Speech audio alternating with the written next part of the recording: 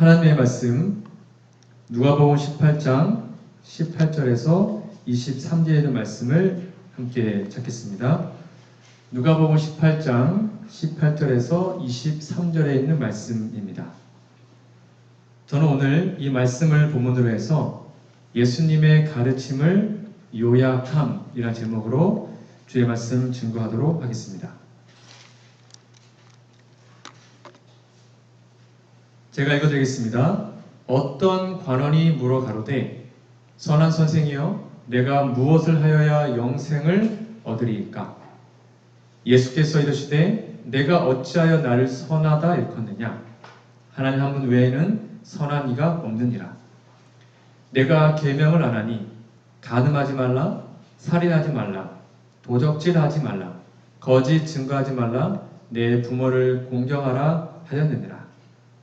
여짜오되 이것은 내가 어려서부터 다 지켰나이다. 예수께서 이 말을 들으시고 이르시되 내가 오히려 한 가지 부족한 것이 있으니 내게 있는 것을 다 팔아 가난한 자들을 나눠 주라. 그리하면 하늘에서 보화가 내게 있으리라. 그리고 와서 나를 쫓으라 하시니 그 사람이 큰 부자인 고로 이 말씀을 듣고 심히 근심하더라. 여기 18절에 보면 모든 인류에게 있어서 가장 중요한 질문이 나와 있습니다. 영생을 얻는 방법. 어떤 관원이 와서 예수님께 물어보죠. 선생님, 예수님, 제가 뭘 어떻게 하면 영생을 얻을 수 있습니까? 영생을 얻는 방법에 대해서 예수님이 요약해서 말씀하십니다. 제가 지난번 설교 때 설교의 그 마지막 부분에서 이런 말씀을 드렸던 기억이 납니다. 여러분 기억나시는지요? 시대소망 523페이지에 보면 순종만이 간합된다. 자신을 포기하는 것, 이것이 그리스도의 가르침의 요지이다. 이 말씀을 한번 드린 기억이 있습니다. 여러분 다 기억하시는지 모르겠습니다. 예수님의 3년 반 동안의 모든 설교, 그분의 모든 가르침을 압축하면 자신을 포기하는 것, 자아를 버리는 것, 그것이 그분의 설교의 핵심입니다. 오늘은 전 이 말씀을 근거로 하여 하나님의 말씀을 좀 전하고자 합니다. 오늘 본문에 나오는 부자 관원은 여러분 너무나 잘 아는 사건입니다. 이 사람은 아주 이기적인 사람이었습니다. 하나님 볼 때요. 그러나 인간적으로 볼 때는 흠이 없고 정말로 모범적인 사람이었습니다. 겉모습을 봤을 때는 범생 중에 범생이었고 아주 믿음 있는 청년이었습니다. 그의 생활은 죄책감이 없을 정도로 아주 깨끗했지만 이 사람이 이해하고 있었던 하나님의 율법의 깊이, 그 넓은 의미를 이 사람은 잘 이해하지 못했습니다. 하나님의 율법은 부자 법관으로 하여금 자신의 마음의 근본으로부터의 정결함, 완전히 이타적인 사람, 마음의 이기심이 전혀 없는 상태, 그런 사람이 되어야 할 것을 요구했습니다. 하나님의 율법의 표준입니다. 그러나 그는 피상적으로 율법을 이해했기 때문에 자신이 꽤 괜찮은 줄로 착각하며 살았습니다. 시대소망 519페이지입니다. 여기에 중요한 말씀이 있는데요. 그리스도께서는 관원의 마음을 읽으셨다. 겉모습이 아니었습니다. 겉보기에는 뻔지를 했지만 예수님은 그의 중심을 읽으셨습니다. 그에게는 부족한 것이 한 가지밖에 없었지만 그것은 대단히 중요한 요소였다. 쉽게 말하면 99점이었다는 거예요. 99점. 그는 심령 속에 하나님의 사랑을 필요로 하였다. 뭐가 없었답니다. 뭐가 없었냐면 하나님의 사랑이 그의 마음속에 없었습니다. 이 부족은 보충되지 않으면 그에게 치명적이 될 것인 바 이는 그의 온 성질이 부패하게 될 것이기 때문이다. 여기 하나님의 사랑은 생명이라고 읽으셔도 같은 말입니다. 생명이 없는 것은 반드시 썩습니다. 하나님의 사랑이 그의 마음속에 없었기 때문에 그 사랑이 보충되지 않으면 그의 성질이 뭐가 된대요? 부패된대요. 부패가 뭡니까? 썩는 것입니다. 생명이 없으면 어떠한 것도 살 수 없습니다. 다 썩어진 것이죠. 아무리 99점이어도 그의 마음속에 하나님의 사랑이 없었기 때문에 그의 상태는 썩어져가는 불쌍한 인생이었습니다.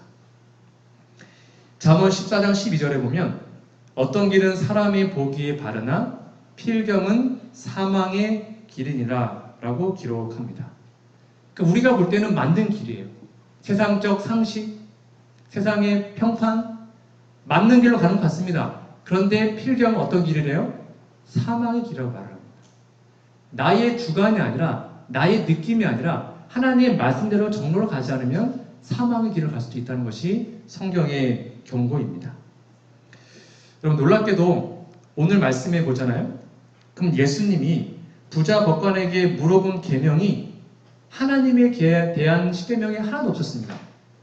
그러니까 1번부터 4번째까지 계명이 물어보지 않았고, 예수님이 그 부자 법관에게 어떤 계명 물어봤어요? 간음하지 말라, 살인하지 말라, 도둑질하지 말라. 쉽게 말하면 이웃 사랑에 대한 계명만 물어봤습니다. 왜 이렇게 하셨을까요? 이렇게 질문하신 다음에 너 이거 지켰냐라고 말을 하니까 이 부자 법관이 나 그거 지켰는데요. 그래, 너가 그거 다 지켰다고? 진짜로 지켰어? 내가 한번 증명해 볼게. 너 정말로 이 말씀 다 지켰으면 너 전 재산 다 팔아서 가난한 자들에게 나눠주고 와라. 그러자 그 사람은 못하겠는데요 하고는 갔습니다.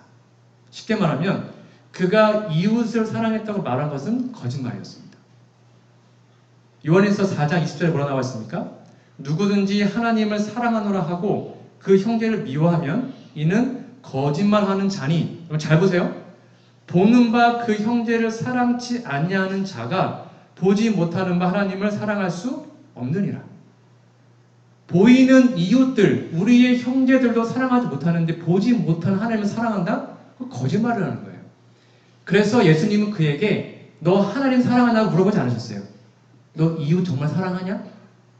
사랑하면 네 거 다 팔아서 나눠주고 와. 그러면 보이는 형제를 사랑하잖아? 그러면 하나님을 사랑하는 거야 라고 말하신 거예요. 이게 율법의 깊이이고 넓이입니다. 이 부자 법관은 사람들 보기에 정말 바르고 참으로 훌륭한 길을 걷고 있었습니다. 자신이 보기에도 자기는 잘한다고 생각했습니다. 그러나 그는 멸망의 길을 가고 있었습니다. 그래서 예수님은 그에게 무엇이 부족한지를 알려주셨고 살 길이 있으면 살 수 있는 방법이 있음을 그에게 알려주십니다. 그럼에도 불구하고 그는 그 길을 거절합니다. 저 전재산 못 팔겠는데요 하고는 근심하고 돌아갑니다. 그냥 계속 자신의 길로 멸망의 길로 간 것이죠. 그러나 그는 예수님을 만난 후에 자신이 지금 가고 있는 길이 잘못된 길임을 아주 알게 됐습니다. 그러나 자신의 현실을 받아들이지 않았습니다. 그리고 생명의 길을 가기 위해서 오직 예수님을 위해서 모든 것을 다 포기해야 된다는, 자아를 완전히 버려야 된다는 그 단순한 진리를 그는 받아들이지 않았습니다. 이거는 부자 법관에게만 사용하는 진리가 아닙니다. 우리가 정말로 구원받으려면 우리도 우리의 모든 자아를 다 버려야 합니다. 거기에 도달하지 못하면 구원받을 수 없습니다. 그게 예수님께서 말씀하신 거예요. 결국 부자 법관은 자신의 길, 멸망의 길을 포기하지 않았습니다. 그것보다 더 안타까운 사실은 오늘날 이러한 사람들이 많이 있다는 것입니다. 자신이 가는 길이 멸망의 길인 줄 몰라요. 알려줘도 몰라요. 그냥 자기가 잘하는 줄 알아요. 그리고 정말로 이 말씀처럼 높은 하나님의 표준을 정하면, 제시하면 이게 말씀의 원래 뜻이다 라고 말하면 너무 희생이 큽니다. 너무너무 부담스럽습니다. 저 그렇게는 못 삽니다. 그리고는 떠나가는 것입니다. 혹시 우리의 모습이 그렇지 않습니까?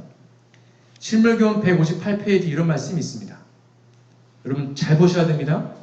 우리는 활기차게 많은 일을 할 수 있으나 우리가 교회 활동하고 전도 사업하고 여러 가지 있습니다. 그러나 사랑, 곧 그리스도의 마음에 있었던 그 똑같은 사랑이 우리 마음에 없으면 우리는 결코 하늘 가족의 일원이 될 수 없다. 예수님이 있었던 그 아가페 사랑, 비이기적인 사랑, 나보다 남을 더 사랑하는 그 놀라운 사랑, 그 사랑이 예수님 마음에 있었지 않습니까? 그 사랑이 우리 마음에 똑같이 있지 않으면 우리는 하늘에 갈 수 없다고 말하고 있는 것입니다. 이게 자아포기의 핵심이고 구원의 핵심입니다. 올해 우리 교회의 표어가 무엇입니까? 여러분 옆에 좀 같이 읽어보실까요? 하나님, 나의 심령을 새롭게 하여 주십시오. 이게 올해 우리 교회의 표어입니다. 우리의 행동이요? 아니요. 우리의 마음. 우리의 마음과 심령을 새롭게 하는 것이 올해 우리 교회의 표어였습니다. 우리는 지금까지 평생 마음이 변화를 위해서 애써 왔습니다. 마음이 변화되기 위해서 여러분 정말 노력하지 않았습니까? 기도하고 또 말씀 보고 또 기도하고. 그렇다면 우리 안에 정말 그 예수님의 놀라운 사랑이 현재 자리 잡고 있는지요? 그리고 그 사랑은 무엇입니까? 예수님 마음속에 있었던 그 사랑, 우리가 반드시 갖고 있어야 되는 그 사랑, 그 사랑이 바로 고린도전서 13장에 이렇게 기록되어 있습니다. 여러분 잘 아시는 말씀이죠?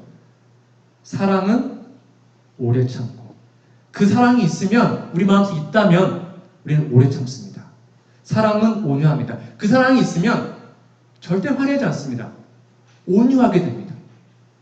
시기하지 않습니다. 사랑은 자랑하지 않습니다. 교만하지 않고요. 무례 행치 아니하며 자기의 유익을 구하지 않습니다. 남을 위해 산다는 것이죠. 성내지 않습니다. 악한 것 생각까지 하지 않습니다. 불의를 기뻐하지 아니하고요. 진리와 함께 기뻐하고 모든 것을 참으며 모든 것을 믿으며 모든 것을 바라며 모든 것을 견딥니다. 그 예수님의 사랑이 우리 안에 있으면 우리 정말 이렇게 살고 있습니까? 우리 정말 이 말씀대로 살고 있습니까? 우리의 삶에 이런 열매가 열려 있습니까? 고민해 보셔야 합니다. 화해주석에 이런 말씀이 있습니다. 고린도전서 13장을 매일 읽으라. 주께서는 내가 고린도전서 13장으로 그의 백성들의 주의를 환기시키시기를 원하셨다. 이 장을 매일 읽고 여기에서 위로와 힘을 얻으라. 하나님께서 성화된 사랑, 하늘에서 난 사랑에다 부여하시는 그 가치가 어떠함을 배우고 그것이 가르치는 바 교훈들을 그대의 가슴 속에 깊이 새겨두라. 그 다음 잘 보셔야 됩니다. 그리스도와 같은 사랑은 하늘에서 나는 것임을 배우고, 그러니까 하늘에서부터 우리에게 준다는 것입니다. 그것이 없는 다른 모든 자질들은 아무 가치가 없다는 것을 배우라. 이게 화해주석에 나와 있는 영감의 글의 권면입니다. 그 사랑이 없으면 아무 가치가 없다는 것입니다. 화해자서는 우리에게 이 13장, 사랑장을 매일 읽어야 된다고 권면합니다. 왜 우리는 이 말씀을 매일 읽어야 할까요? 그 이유는 우리가 정말로 그리스도의 사랑을 실천하고 있는지 정말로 철저하게 살펴봐야 하기 때문입니다. 우리는 이러한 이타적 사랑으로 충만한 사람이 되어야 하늘에 들어갈 수 있습니다. 또 이렇게 얘기하면 어떤 분들은 또 이렇게 질문하더라고요. 목사님 뭐 이렇게 말씀을 심하게 하십니까? 우리는 그저 연약한 죄인인데 우리 어떻게 이렇게 사랑할 수 있습니까? 우리는 못하죠. 당연히. 그러니까 예수님이 필요한 것입니다. 그러니까 성령의 도우심이 필요한 거예요. 우리 안에 이런 사랑이 없거든요. 전혀 없어요. 인간에게는. 인간에 이런 사랑이 없습니다. 우리 힘을 만들 수 없어요. 그래서 우리에게는 예수님이 매 순간 필요한 것입니다. 여러분, 우리가 단순히 그냥 평범한 사람이라면 우리는 그리스도인이 아닙니다. 성경에서 말하는 그리스도인이란 그리스도의 거룩한 품성을 소유한 사람들입니다. 그리스도인이란 하나님의 성령으로 충만한 사람들입니다. 그리스도인이란 성령을 통해서 예수님의 사랑이 우리 마음 가운데 흘러 넘치는 사람입니다. 그리스도인이란 그리스도처럼 생각하고 행동하는 사람입니다. 여기 미치지 못하는 것은 다 기만입니다. 우리 정말 그리스도인이 맞나요? 내가 지금 예수님의 사랑과 성령으로 살아있는 관계를 하나님과 맺고 있는지 우리는 매일매일 점검해 봐야 합니다. 이것이 구원에 받는 자아를 포기하는 핵심적 기별입니다. 시대소망 676페이지 보면 우리가 그리스도 안에 거하라 되게 말 많이 하잖아요. 예수님 안에 거하셔야 됩니다. 도대체 그것이 무엇인가? 여기 잘 나와 있습니다. 그리스도 안에 거한다는 것은 그분의 성령을 계속적으로 받아들여 그분에게 봉사하는 일에 전적으로 복종하는 생애를 의미한다.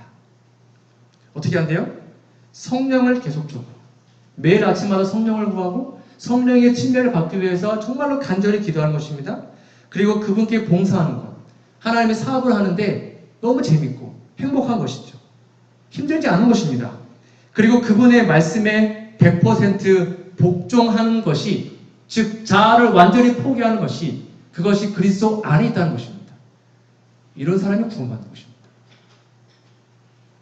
우리는 과연 그리스도 안에 거하고 있습니까? 다시 한번 볼까요? 고린도전서 1장 13장 1절로 3절. 여러분 이 말씀 좀 적나라하게 우리 마음속에 한번 우리의 삶에 한번 대입해 볼까요? 내가 사람의 방언과 천사의 말을 할지라도 사랑이 없으면 소리나는 구리와 울리는 꽹과리가 되고 내가 예언하는 능이 있어. 모든 비밀과 모든 지식을 알고 또 산을 옮길 만한 모든 믿음이 있을지라도 사랑이 없으면 내가 아무것도 아니요. 내가 내게 있는 모든 것으로 구제하고 또 내 몸을 불사르게 내어줄지라도 사랑이 없으면 내게 아무 유익이 없느니라. 이 말씀 너무나 유명한 말씀이지만 이 말씀만큼 심각한 말씀이 없습니다. 여러분 이 말씀 정말 적나라하게 우리 마음속에 여러분 각자의 삶에 한번 대입해 보십시오. 우리 안에 사랑이 없다면 아무 소용이 없습니다. 우리 안에 사랑이 없다면 헛수고하고 있는 것입니다. 그러면 정말 우리에게 필요한 것은 하나님의 사랑입니다. 근데 여러분 오해하지 마세요. 내가 구원받기 위해서 사랑 달라고 하는 것이 아니라 정말 내 안에 하나님 사랑이 없는 게 너무 가슴이 아프고 그 하나님의 놀라운 품성, 예수님의 거룩한 품성이 너무 담고 싶고 구원 떠나서요. 정말 그분처럼 너무 살고 싶고 그런 사람이 하늘에 간다니까요. 구원은 결과예요. 구원 받기 위해 사랑 달라고 말하는 것이 아니라 정말 예수님의 품성이 너무너무 좋고 담고 싶은 마음, 그런 마음이 우리 안에 있냐라고 물어보는 것입니다. 하나님의 사랑이 우리 안에 정말로 가득 넘쳐흐르기를 날마다 기도하는 저와 우리 모두가 되기를 간절히 소망합니다. 그러할 때 우리는 요한일서 4장 7절 말씀을 정말로 경험할 수 있을 것입니다. 함께 읽어볼까요? 시작. 사랑하는 자들아 우리가 서로 사랑하자. 사랑은 하나님께 속한 것이니 사랑하는 자마다 하나님께로 나서 하나님을 알고 사랑하지 아니하는 자는 하나님을 알지 못하나니 이는 하나님은 사랑이십니다. 하나님이 사랑이에요. 우리가 정말로 하나님을 사랑하면 우리 마음속에 이러한 사랑이 가득 찬다고 약속하고 있습니다. 이 부분을 화해주석은 이렇게 표현하고 있습니다. 순수한 사랑은 단순하게 작용하고 다른 모든 행동 원칙과 구별된다. 하나님께서 이거 잘 보셔야 됩니다. 하나님께서는 우리가 일하는 분량보다는 우리가 얼마나 많은 사랑을 가지고 일하느냐를 더 많이 생각하신다. 사랑은 하늘의 속소입니다. 이 하늘의 식물은 그리스도가 가장 높은 이름으로 군림하는 곳에서만 잘 자라도록 되어 있다. 사랑을 가진 사람들은, 잘 보셔야 됩니다. 사랑을 가진 사람들은 열매를 맺습니다. 성령의 열매를 맺죠. 그 다음에 거룩함에 이릅니다. 결국 마지막에는 영생에 이르게 되죠. 뭘 가진 사람이요? 하나님의 거룩한 사랑을 마음에 소유한 사람. 그것이 자아 포기의 의미예요. 자기를 다 포기하고 자아를 비우면 그곳 하나님의 놀라운 사랑을 부어주시는 것입니다. 내 안에 죄가 가득하고 욕심과 이기심이 가득한데 어떻게 부을 수 있겠습니까? 불가능한 것이죠. 합회와 연합회 그리고 많은 사람들은 교회가 얼마나 많은 선교 사업을 하고 얼마나 많은 사람들이 교회에 나오느냐 또 얼마나 많이 신뢰를 줬느냐 그걸로 교회를 또는 목사님들을 평가합니다. 하지만 하나님은 그렇게 평가하지 않으십니다. 하나님 어떻게 평가하신대요? 우리가 어떤 일을 많이 했냐 그게 아니라 단 한 가지라도 그것을 사랑을 가지고 했느냐 그것으로 우리를 평가하십니다. 왜요? 사랑이 없으면 아무것도 아니니까요. 사랑이 없으면 다 헛것이니까요. 일을 많이 하는 게 중요한 것이 아니라 단 하나라도 단 한 번이라도 하나님의 놀라운 사랑을 가지고 그 일을 했느냐 그것이 하나님 우리를 보시는 모습입니다. 그리고 그런 사랑으로 모든 사업을 하면 우리는 마지막으로 영생에 이르게 될 것입니다. 우리 안에 사랑이 있다는 것 그것은 바로 우리가 성화되었다는 가장 강력한 증거 중에 하나입니다. 많은 분들이 이 성화의 개념을 좀 오해하는 걸 제가 듣곤 합니다. 이렇게 얘기하더라고요. 성화는 일생의 과업이다. 그러면 우리가 일생을 다 지낸 다음에 인생의 끝에 가면 뭐 어떻게 되든지 그때 뭐 완전히 될 것이다 라고 믿는 분도 되게 많더라고요. 언젠간 될 거다. 지금은 아니지만. 또 어떤 분들이 말하기를 성화란 죄를 하나하나씩 해결하는 것이다 라고 믿고 있는 것 같습니다. 이러한 성화의 교리는 잘못된 것입니다. 굉장히 오해를 하고 있는 것입니다. 정리해 드릴게요. 칭의와 성화의 관계가 있습니다. 잘 보셔야 됩니다. 우리가 예수님부터 칭의를 받게 되면 죄는 우리에게서 끝나게 됩니다. 칭이라는 것은 의롭다함을 받는 겁니다. 즉 예수님의 거룩한 의의 옷으로 우리에게 입혀주시는 겁니다. 그것을 칭의라고 합니다. 칭의를 받으면 쉽게 말하면 거듭났다는 것입니다. 그렇게 되면 더 이상 죄의 노예가 되지 않습니다. 그러면 내가 지금 알면서 짓고 있는 죄가 있으면 칭의 받은 건 아닙니다. 칭의를 받으면 죄는 더 이상 우리에게 할 수 없습니다. 죄에서 해방됩니다. 그게 성경의 가르침이에요. 그리고 성화는 그 다음에 거룩해진 그 생활, 그 상태를 계속 유지해 나가는 것입니다. 언제까지요? 예수님의 충만한 분량에 이를 때까지. 예수님의 생애의 품성에 도달할 때까지 그 품성을 계속 유지해 나가는 것이 성화입니다. 여러분들은 과연 어떻게 하고 계십니까? 지금 죄의 권세에서 해방되어 죄에서 자유롭게 생활하고 계십니까? 정말 예수님의 품성이 이럴 때까지 그 고귀한 품성을 날마다 간구하고 그렇게 살고 계십니까? 치료봉사 143페이지에 이런 말씀이 있습니다. 좀 잘 보시면 좋겠습니다. 도처에서 그들이 소유하고 있지 않은 무엇인가를 얻고자 부르짖는 사람들이 있대요. 그것이 뭔지 아십니까? 그들은 죄를 정복하게 해줄 능력, 그들을 악의 사슬에서 벗어나게 해줄 능력, 건강과 생명과 평안을 가져다줄 능력을 갈망한다. 수많은 사람들이요, 예수님을 모르는 사람들이 그 죄에서 벗어나고 싶은 것입니다. 죄의 사슬에서, 중독에서부터 벗어나고 싶은 거예요. 그것 때문에 그걸 정말 갈망하고 있는 것입니다. 우리 예수님 믿잖아요. 예수님 믿고 있는데도, 목사하고 장로고 집사인데도, 예수 믿은 지 수십 년 지났는데도 아직도 죄를 정복하는 능력, 악의 사슬에서 벗어나는 능력을 갖고 있지 못하면 우리 얼마나 불쌍한 인생입니까? 여러분 정말로 이 능력, 이러한 놀라운 선물을 달라고 하나님께 매일 기도하고 계십니까? 하나님, 저 정말 죄에서 회복되고 싶습니다. 저의 모든 죄를 다 예수님의 보혈로 씻고 성령의 능력으로 정말 해방되고 싶습니다. 더 이상 죄의 노예가 되고 싶지 않습니다. 그런 기도 우리 정말 매일 하고 있습니까? 그런 간절한 마음으로 그 성령의 능력을 간구하고 있나요? 아니면 또 실패하고 하나님 죄송합니다. 그 다음날 또 실패하고 하나님 죄송합니다. 그거 반복하고 있지 않습니까? 여러분, 죄를 정복하게 해줄 능력 달라고 예수님께 기도하시기 바랍니다. 우리를 묶어버린 악의 사슬에서 벗어나게 해줄 그 능력을 달라고 하나님께 간절히 기도하시기 바랍니다. 그러면 예수님께서 분명히 그런 능력을 주겠다고 우리에게 약속하셨어요. 그 능력을 체험하는 것이 그게 바로 구원입니다.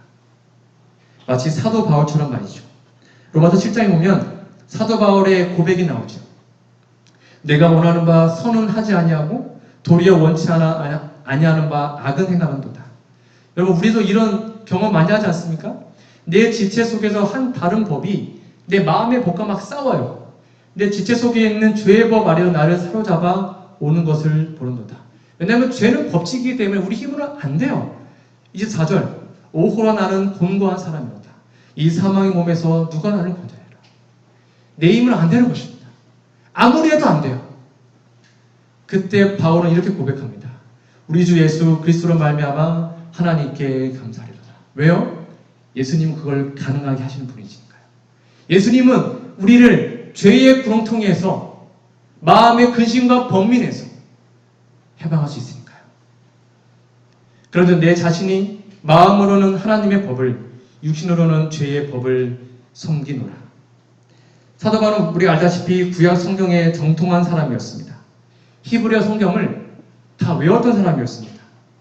그러나 그가 예수님을 진심으로 발견하기 전에는 그도 율법을 범하는 사람이었어요.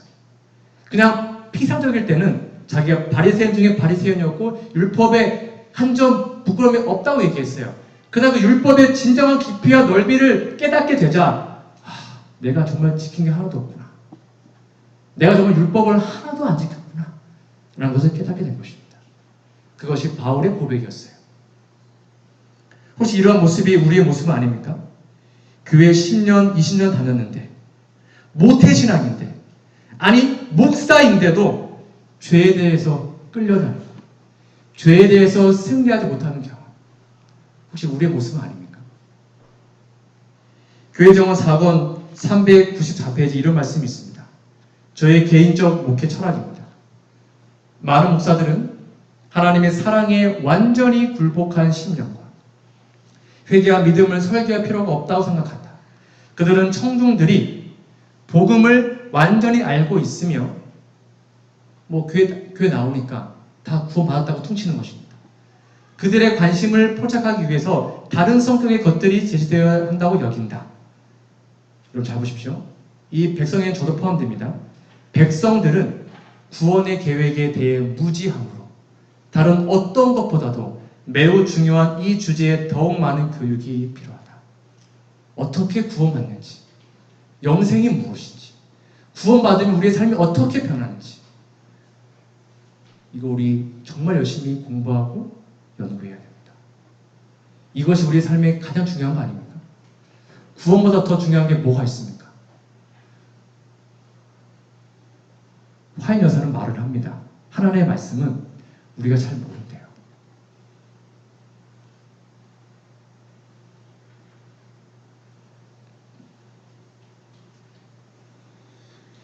우리는 정말로 하나님의 구원에 대해서 잘 알고 있습니까?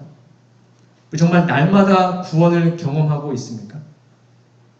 짜증이 올라오면 그 짜증으로부터 구원하는 방법, 누군가가 밉고 너무 싫은데 그 미움과 질투로부터 해방되는 방법, 정말 다 알고 있고 경험하고 있습니까? 마음속에 낙담이 와요? 고민이 있습니다?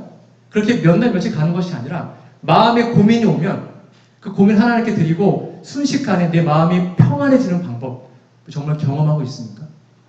그게 구원이에요. 그걸 경험한 사람이 결국 나중에 재림 때 진정한 구원을 얻게 되는 것입니다. 우리는 구원의 계획에 대해서 너무 모르는 것 같습니다. 다른 어떤 것보다 구원받는 방법, 죄를 이기고 승리하는 생애를 사는 방법을 배우고 여러분 연구하시고 그 능력 달라고 기도하시고 그러기 위해서 내 자아가 완전히 포기되는 상태를 이루기 위해서 하나님을 열심히 붙잡는 우리 모두가 되었으면 좋겠습니다. 신물교원 315페이지에 이런 말씀이 있습니다. 자기 자신을 그리스도인이라고 부르는 많은 사람들은 단지 인간 도덕가에 불과하다. 성령의 역사가 그들에게는 생소한 것이다. 제7 안식일 예수제린 교인들은 자타가 공인하는 아주 도덕적이고 아주 모범적인 시민들이십니다. 마치 오늘 본문 말씀에 나오는 부자 법관처럼 말이죠. 우리처럼 양심적으로 사는 사람이 또 어디 있겠습니까? 여러분, 그러나 도덕적인 것과 그 사람이 영생을 받은 것은 별개의 문제입니다. 우리가 인간 도덕가에 불과하다면 안 됩니다. 성령의 역사에 굴복하는 진정한 생명을 받은 그리스도인이 되어야 하는 것이죠. 여러분, 절대로 스스로 속지 마시기 바랍니다. 자기가 영생에 얻는 길에 가는 것처럼 생각을 하지만 실상은 멸망의 길에 서 있다면, 그것이 우리의 모습이라면 속히 돌이켜서 예수님께 부르짖고 그분 앞에 나아가야 합니다. 시대소망 172페이지입니다. 이 말씀 좀 같이 읽어볼게요. 시작. 그리스도인의 생애는 옛 것을 변경하고 개량하는 것이 아니라 본성을 변화시키는 것이다. 자신과 죄에 대하여는 죽고 전적으로 새로운 생명이 나오는 것이다. 이런 변화는 성령의 효과적인 역사에 의해서만 이루어질 수 있다. 뭐라 나와 있습니까? 그리스도인이란 본성 자체가 변한대요. 여기 약속되어 있습니다. 자신과 죄에 대하여 죽는 것, 이게 예수님의 핵심입니다. 가르침의 핵심이에요. 자신과 죄에 대하여 죽는 것, 즉 자신을 포기하는 것, 자아가 완전히 굴복되는 것, 하나님의 뜻에 순종하기 위해서 자신의 모든 걸 다 포기하는 것, 그것이 본성이 변화되는 것입니다. 그것이 구원받는 것입니다. 그것이 그리스도인의 핵심입니다. 내 힘이 아니에요. 누가 한다고요? 성령께서 그 일을 할 수 있는 것이죠. 그래서 우리는 이러한 성령이 효과적 우리 마음속에 개입하셔서 정말 새로운 생명이, 거룩한 사랑이 우리 안에 나올 수 있도록 매일 성령을 구하고 아침마다 성령의 침례를 받고 그분께 정말로 간절히 기도해야 되는 것입니다. 오늘 아침 여러분 성령을 위해서 기도하셨습니까? 성령의 침례를 위해서 여러분 순간마다 기도하고 계십니까? 우리 스스로 한번 자문해 보시면 좋겠습니다. 물론 우리들은 세상에서 말하는 큰 죄들은 이미 다 버렸습니다. 살인, 강도, 사기, 간음, 술, 담배 이런 거 우리 하지 않잖아요. 그러나 우리 안에 있는 그 은밀한 죄, 아직도 포기 못하는 그 죄, 그럼 어쩌란 말입니까? 내 마음속에 있는 이기심, 사랑하지 못하는 마음, 그걸 우리가 어떻게 해결하겠습니까? 이렇게 마음속에 은밀한 죄를 가지고도 예수님의 재림을 기다렸던 사람들이 있습니다. 마태복음 25장에 보면 여러분 잘 아시는 열처녀의 비유가 기록되어 있습니다. 그때의 천국은 마치 등을 들고 신랑을 맞으러 나간 열처녀와 같다 하리니 그 중에 5은 미련하고 5은 슬기 있는지라.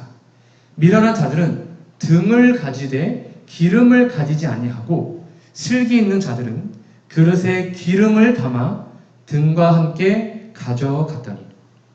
열처녀의 비유 보면 10명의 처녀 모두가 등불을 가지고 있었습니다. 이 등불은 하나님의 성경 말씀을 표상하고 있습니다. 즉 그들은 다 성경 말씀을 읽고 연구했던, 쉽게 말하면 교인이었습니다. 다. 그러나 성령께서 성경 말씀을 그들에게 비춰줄 때에, 감동을 해줬을 때에 누군가는 그 기름이 부족했죠. 여기 나오는 기름이 무엇입니까? 아시다시피 하나님의 성령을 표상합니다. 그리고 예수님의 거룩한 의를 표상합니다.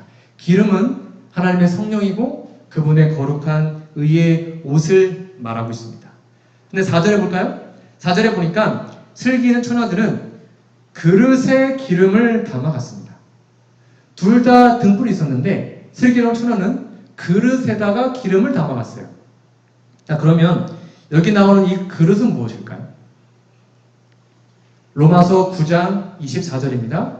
함께 읽어볼까요? 시작. 이 그릇은 우리니 곧 유대인 중에서뿐 아니라 이방인 중에서도 부르신 자니라. 아하, 여기 보니까 성경 말씀에 그릇이 누구래요? 우리래요, 우리. 저와 여러분들이 그릇이랍니다. 그러니까 우리가 하나님이 사용하시는 그릇이에요. 그러므로 슬기로운 처녀가 그릇에 기름을 담았다는 것은 그의 마음속에 하나님의 거룩한 성령의 임재를 경험했다는 것이고, 그가 거룩한 의의 옷을 입고 있었다라고 우리가 이해할 수 있습니다. 그러면 우리가 슬기로운 처녀가 되기 위해서는 반드시 이러한 성령의 충만함, 성령을 우리 마음에 모시는 경험, 우리의 그릇에 기름을 준비하는 경험이 필요합니다. 그거 없으면 미련 처녀처럼 그 어린아이 혼인잔치에 들어갈 수가 없는 것입니다. 우리는 모두 연약한 죄인입니다. 그렇기 때문에 누가 슬기로운 처녀인지 미련한 처녀인지를 잘 알지 못합니다. 그러나 우리 자신을 알지 않습니까? 내가 지금 예수님 안에 있는지 예수님 밖에 있는지, 지금 내 안에 하나님의 사랑이 있는지 없는지, 내가 지금 성령의 동행함을 입고 사는지 아닌지 여러분 스스로 다 알고 있지 않습니까? 실물교훈 408페이지입니다. 보라 신랑이로다 맞으러 나오라. 이게 제리 때 하는 말이잖아요. 그를 부르짖을 때 준비되지 못한 사람이 많을 거래요. 그들은 등은 가졌으나 기름 그릇에 기름을 갖고 있지 않다. 그들은 성령이 결핍되어 있다. 로마서 8장 9절 함께 읽어볼까요? 만일 시작. 만일 너희 속에 하나님의 영이 거하시면 너희가 육신에 있지 아니하고 영에 있나니 누구든지 그리스도의 영이 없으면 그리스도의 사람이 아니라. 자, 그러면 우리 마음속에 그리스도의 영, 성령께서 지금 함께 하시는지 어떻게 알 수 있습니까? 우리 안에 성령께서 거하시면 우린 예수님처럼 사랑의 원칙으로 살게 됩니다. 우리 안에 성령께서 거하시면 우리는 깨어 기도하는 사람이 됩니다. 우리 안에 성령께서 거하신다면 우리 하나님의 말씀을 깊이 연구하고 그 말씀을 암송하고 그 말씀을 읽는데 가장 즐거운 사람이 됩니다. 우리 안에 성령께서 거하신다면 우리는 뜨거운 믿음과 뜨거운 신앙을 가지게 됩니다. 우리 안에 성령께서 거하신다면 국가의 어떤 명령보다 하나님의 말씀에 순종하게 됩니다. 우리 안에 지금 성령께서 거하고 있습니까? 요한계시록 3장에 우리 잘 아는 라오디게아 교회의 모습이 나옵니다. 라오디게아 교회. 이 라오디게아는 교회 이름의 뜻이 뭔지 아십니까? 밑에 나와 있습니다. 라오디게아는 백성들이 심판을 받고 있다는 뜻입니다. 하나님의 백성들이 심판을 받고 있다. 그것이 라오디게아 교회의 뜻이래요. 지금 하나님은 우리들을 심판하고 계십니다. 그리고 우리 교회 안에는 세 부류의 사람이 있다고 성경은 분명히 우리에게 얘기합니다. 차가운 사람, 뜨거운 사람, 그리고 뜨뜻미지근한 사람. 이 차가운 사람들은요, 어떤 사람들이냐면 자신이 마음이 온전히 하나님께 바쳐지지 않은 것을 알고 있습니다. 매주 안식일에 교회에 오고 심지어 교회 직분을 맡아서 하나님의 사업을 하고 있지만 내가 지금 온전히 하나님께 굴복되지 않음을 알고 있는 사람들입니다. 그래서 다행인 것은요, 이러한 차가운 사람들은 어떻게 하나님께 굴복하는지, 어떻게 구원받는지를 알려주면 그대로 할 사람들입니다. 그나마 나아요. 그러면 뜨거운 사람은 누굽니까? 뜨거운 사람들은 예수님과 살아있는 관계를 갖고 있고, 그다음에 예수님의 그 임재, 즉 마음 문을 열어서 자신의 마음속 예수님을 정말로 진심으로 모시고 함께 동행하는 사람, 그리고 하나님의 말씀에 완전히 100% 어떠한 말씀이라도 다 순종하는 사람, 그것이 뜨거운 사람입니다. 그러면 우리가 흔히 알고 있는 뜨뜻미지근한 사람은 누구입니까? 이 뜨뜻미지근한 사람이 제일 문제입니다. 어떤 사람들일까요? 자신은 정말 믿음이 좋다고 생각합니다. 자신은 부자고 부족한 것이 없고 옷도 잘 입고 있고 부족함이 없다고 느끼고 있어요. 그러나 진정한 상태는 그렇지 않은 사람들이 바로 뜨뜻미지근한 사람들입니다. 자신이 헐벗고 곤고하고 가련한 상태를 모르는 사람들이죠. 영적인 눈이 어두워서 자신의 진정한 모습을 모르는 사람들입니다. 그것이 뜨뜻미지근한 사람들입니다. 아무리 얘기해줘도 이해를 못하는 것이죠. 만약 우리가 뜨뜻미지근한 사람이라면 우리는 빨리 뜨거운 사람으로 변하기 위해서 정말 하나님께 간절히 기도해야 합니다. 다시 말하면 이 뜨뜻미지근한 사람들도 하나님의 사업 열심히 합니다. 그리고 교회 열심히 나오는 분들입니다. 그러나 문제는 예수님의 임재하심, 성령의 함께하심을 경험하지 못한 사람들입니다. 그럼 우리는 어떤 사람이 되어야 할까요? 두말할 것도 없이 모두 뜨거운 사람이 되어야 합니다. 그러나 증언보감에는 우리의 현실, 저를 포함한 우리의 현실을 이렇게 얘기하고 있습니다. 증언보감 1권 476페이지입니다. 라오디게아 교회에 보내는 기별은 현대 진리를 믿노라고 공언하는 하나님의 백성들에게 적용된다. 정말 여러분들 말하는 것입니다.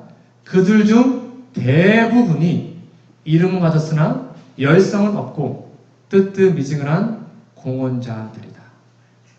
목사 포함해서 대부분이 뜨뜻미지근하대요. 이게 우리의 현실입니다. 우리가 동의하건 동의하지 않건 이것이 우리의 현실입니다. 말씀의 결론을 맺겠습니다. 저는 오늘 예수님의 가르침을 요약함이라는 제목으로 말씀드렸습니다. 그럼 예수님은 이미 선악의 대쟁투에서 승리하셨습니다. 그리고 우리에게 승리할 수 있는 힘을 주겠다고 약속하셨습니다. 우리가 죄에서 해방되고 죄의 노예가 되지 않고 사단을 이길 수 있는 능력을 주시겠다고 약속하셨어요. 그러면 여러분, 라오디게아 교인들의 유일한 희망은 우리가 하나님 앞에 담대히 설 수 있도록 은밀한 죄를 하나님께 다 드리고 우리의 모습을 분명히 보는 것입니다. 내 자신의 상태를 처절하게 보는 것입니다. 그것이 우리가 자아를 포기하고 예수님께 나아갈 수 있는 방법입니다. 우리 자신이 예수님 안에 있는가 반드시 날마다 스스로 확증해 보시기 바랍니다. 스스로 확정하기 위해서 우리의 표준, 놀라운 표준인 성경과 예언의 신을 열심히 읽고 연구하시기 바랍니다. 그리고 정말 우리의 상태를 뼈저하게 느꼈다면 이 비참한 상태를 변화시키기 위해서 정말로 뜨거운 마음으로 하나님께 열렬히 기도하는 우리 모두가 되었으면 좋겠습니다. 날마다 깨어 기도하며 말씀을 암송함으로 예수님의 가르침의 요약대로 자아를 포기하고 자신의 모든 걸 포기하고 그분의 생명, 그분의 사랑, 그분의 성령 우리 마음속에 소유하는 우리 모두가 되었으면 좋겠습니다. 이 앞에 4가지의 그림이 있습니다. 오직 십자가를 바라보고 자아를 포기합시다. 오직 성령 충만을 위해서 우리의 자아를 다 비워내고 빈 마음속에 성령이 임재하도록 기도하시면 좋겠습니다. 오직 기도로서 날마다 내 자아가 꿈틀꿈틀 올라올 때마다 하나님 내 자아를 송두리째 죽여주세요 라고 기도하는 우리가 되었으면 좋겠습니다. 마지막으로 그리하여 어떠한 하나님의 말씀에도 토달지 않고 말씀에 기록되어 있으면 아멘 하고 순종하여 절대로 복종하고 하나님께 온전히 순종하는, 그리하여 하나님이 주시는 영생을 선물을 받아 저 하늘까지 이르는 저와 우리 모두가 되기를 간절히 소망하며 오늘 말씀을 마치도록 하겠습니다.